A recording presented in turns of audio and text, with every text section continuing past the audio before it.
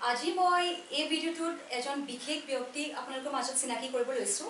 তেখেত হৈছে ডিব্ৰুগড়ৰ বাসিন্দা সমীৰ শৰ্মা। সমীৰ দাদাই একচুৱেলি আপোনাৰ এটা ইমান ভাল কাম এটা পদক্ষেপ এটা লৈছে আৰু সেই পদক্ষেপটো মানে বিভিন্ন ধৰণৰ মানুহৰ কাৰণে তেখেত এজন উদাহৰণ হৈ পৰিছে। আহকচোন তেখেতেনো কি কামখিনি আগবঢ়াইছে আৰু কেনেকৈ কামখিনি মানে তেখেতে হাতত ল'লে তেখেতৰ মুখৰ পৰাই জানো। সমীৰ দা, মোৰ চেনেললৈ আপোনাক স্বাগতম জনাইছোঁ।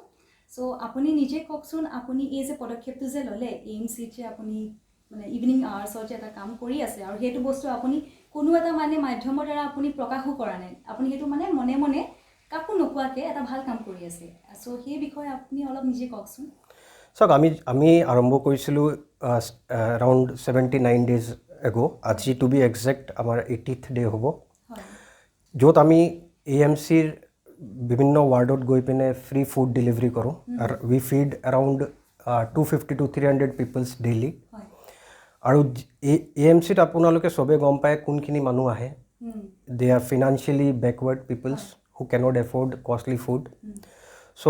মই যেতিয়া মোৰ আগৰ পৰাই এটা মানে ফুডিঙৰ এটা এষ্টাব্লিছমেণ্ট আছে, যাক আমি ৰচৈঘৰ বুলি কোৱা হয়। মই সেই খানাখিনি লৈ পিনে যেতিয়া ডেলিভাৰীৰ কাৰণে গৈছিলোঁ AMCত, মই তাত দেখা পালোঁ যে তাত বহুতখিনি মানুহ আছে যোনে মানে কেণ্টিনত খানা খাবও নোৱাৰে, বা লকডাউন চলি আছে যাৰ কাৰণে কেণ্টিনবিলাক বন্ধ আছিলে। সিহঁতি মানে নোখোৱাকৈ আছিলে। মই যেতিয়া পেকেটছবিলাক লৈ যাওঁ, food packets for paid services, মোক কয় যে দাদা আমাৰ কিবা এটা ব্যৱস্থা হ'ব পাৰে নেকি। মই সেই সময়ত এটা কথা চিন্তা কৰিলোঁ যে যদি মই কিবা এটা সিহঁতৰ কাৰণে কৰিব পাৰোঁ কেনেকুৱা হয়। যেতিয়া মই আৰম্ভ কৰিছিলোঁ, মই ভবা নাছিলোঁ যে এই পদক্ষেপ বা this initiative is going to run so' long. মই জাষ্ট এটা ভগৱানৰ নাম ল'লোঁ আৰু আৰম্ভ কৰিলোঁ। প্ৰথমতে আৰম্ভ যেতিয়া কৰিলোঁ, মোক বহুতখিনি ৱেল উইচাৰ্ছ বা মানুহে যেতিয়া ছাপোৰ্ট কৰিলে, মোৰ সাহস বাঢ়িল। মই সেই দিনৰ পৰা আজিলৈকে এই ইনিচিয়েটিভখন চলাই আছোঁ আৰু আশা কৰোঁ ভগৱানৰ আশীৰ্বাদ মোৰ ওপৰত হ'ব, মানুহৰ সহায় মই পাম, যাৰ জৰিয়তে টিল দিছ লকডাউন ইজ দেয়াৰ মই এই ইনিচিয়েটিভখন চলাই যাব পাৰোঁ। Basically it's God's blessing. I am no' one, it's the God who has shown me the path. আৰু ভগৱানৰ আশীৰ্বাদতে এইখিনি গোটেই কাম কৰা হৈছে।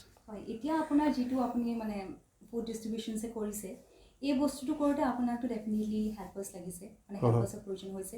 হেল্পাৰ হিচাপে কেইজন মানে আছে আপোনাৰ ষ্টাফত? মোৰ এতিয়া এটা মেইন কুক হয়, তাৰ 2টা হেল্পাৰ আছে।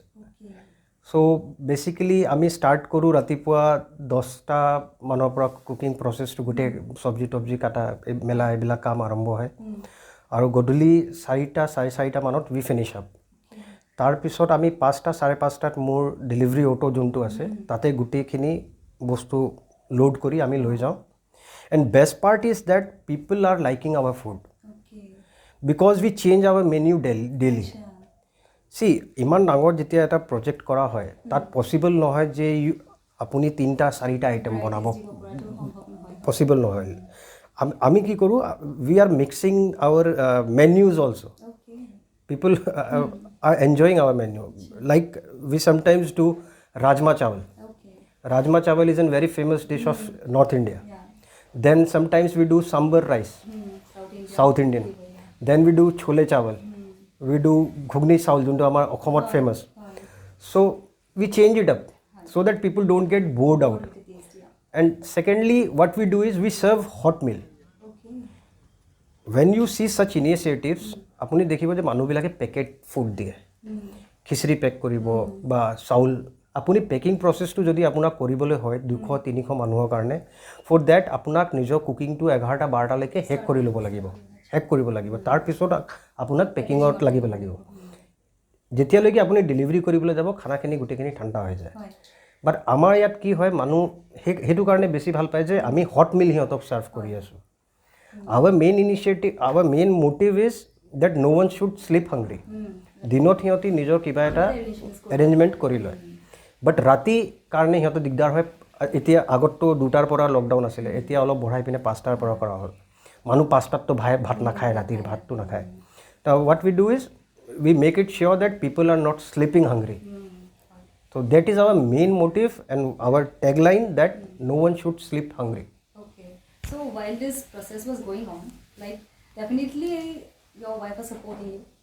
See, I have got support definitely from my parents, my wife. When I started up, Yeah. they were asking me, how is this going to run up? Yeah. Why you are doing it? How will you do it? How are the major part was that the risk was completely on me. Yes.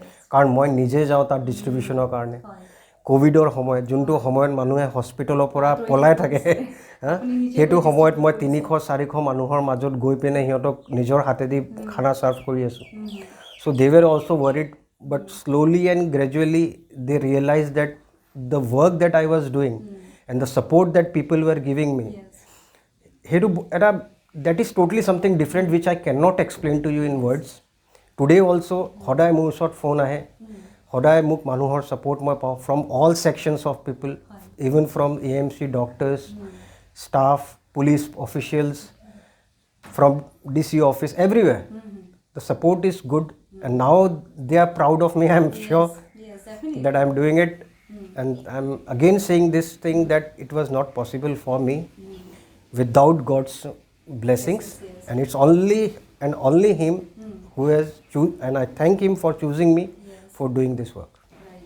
I also highly appreciate your work and dedication. Thank you. But I just want to know, means there might be some people, because when someone is doing something good, there are some backbiters, some people who are jealous or who are trying, maybe they are trying to let you down.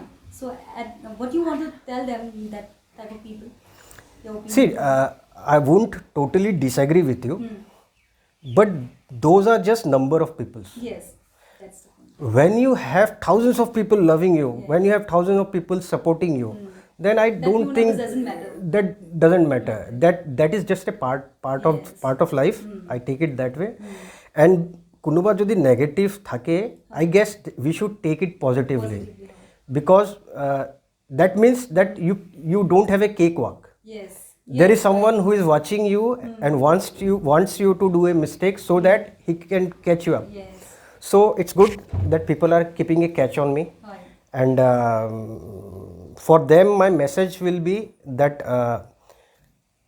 I'm trying my best to do the best for the peoples of Assam, for the peoples of my hometown Dibrugarh, because I love my hometown and I want everyone who comes to my hometown to get back good memories from Dibrugarh. Yes. And they should say that oh আমি ডিব্ৰুগড়লৈ গ'লোঁ তাত এনেকুৱা এটা পদক্ষেপ চলি আছে য'ত আমি মানে ভোকত থকা নাই আমি খাবলৈ পাইছোঁ that is more than enough for me because here Samir Sharma doesn't matter. Forget Samir Sharma, forget Rasoi. I just want people to take back good memories from Dibrugarh. Right. That is the main thing. Okay, so while means preparing this part of this work, আপোনাৰ ৰসোই ঘৰত কিবা মানে হ্যাম্পাৰ হৈছে নেকি মানে বহুত হৈছে equal মানে ইকুৱেল টাইম বহুত হৈছে I have stopped only to the patient. I am delivering food only to the patients. Before it used to go to households also. মই বন্ধ কৰিলোঁ because the priority for me right now is feeding up this 250 to 300 peoples. পইচা কমাবলৈ গোটেই বয়স আছে. This period which God has given me or chosen me for is to serve people. If I do the work which God has chosen me for properly, with 100% honesty, then He is going to give me another opportunity to earn money. Yes. So right now I'm focusing on AMC thing. Okay. So এতিয়া আপোনাৰ ধৰক কোভিডৰ সিচুৱেশনটো এতিয়া ধৰক up down হৈ আছে, কেসেছবোৰ বাঢ়িছে মানে কম বেছ হৈ আছে। সো এই বস্তুটো আপুনি অকল কোভিড পিৰিয়ডৰ কাৰণে মানে ভাবি ৰাখিছে নে পিছলৈও হয়তো আপুনি এক্সটেন্ড কৰিব বিকজ যিমানখিনি মই আপোনাৰ কথা পাতি গম পাইছোঁ হয়তো আপুনি এক্সটেন্ড কৰিবও পাৰে পিছলৈও সো সেইটো কিবা ভাবিছে নেকি? So basically I know myself. I am not a big dreamer. I believe in doing my work day wise. I don't decide things for too long. So I never thought that I will reach this 80th day. Who knows? You will be interviewing me on my 800th day. So let us keep some things to God itself. Yeah, that's also true.